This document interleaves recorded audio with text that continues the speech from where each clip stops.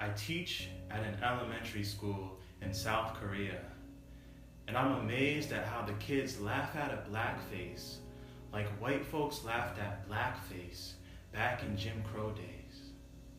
Though it's still more or less the same in the States, it's a shame that even 7,000 miles away, I'm faced with the same disdain for my race. I showed a video today in my 6th grade class. Soon as the black girl enters the scene, the kids laugh.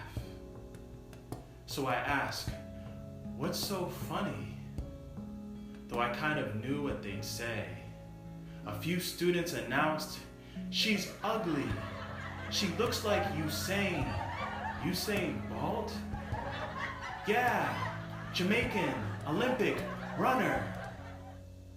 The closest reference they had for a person her color. I didn't bother explaining my frustration because the language barrier blocks effective communication. But even if we spoke the same language, why would I display my outrage to them? They're not the ones to blame.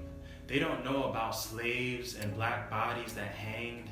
They don't know incarceration rates and unarmed victims being slain. They don't know that that blackface that they thought was hilarious is the reason why a whole nation is scared of us, still setting up barriers to this day, impairing us in ways I can't even say. They don't know that their teacher, Micah teacher, was a target of the cops, never breaking any laws, but still constantly being watched. I can't even count the number of times I was stopped. All I can say is, a lot. In Korea, I'm not afraid I'll get shot, but I am afraid of what's taught. From what I've perceived, black is dirty and white is clean. They run from the sun like it's a disease. They cover themselves in layers of cream. Makeup is made up of skin whitening sheen. Even my light-skinned complexion is too dark for TV. No wonder my students have no better comparison. There's no beautiful black sisters on the screens of their television, but they know Usain and they know Obama, two brothers whose complexion couldn't be any further from another, but somehow they both look like me and the other two black people they've seen. But there's no diversity for distinction in a homogeneous society, so I don't point a finger at them, but there are far too many fingers pointed at me, all because the features on my face are shaped a bit differently.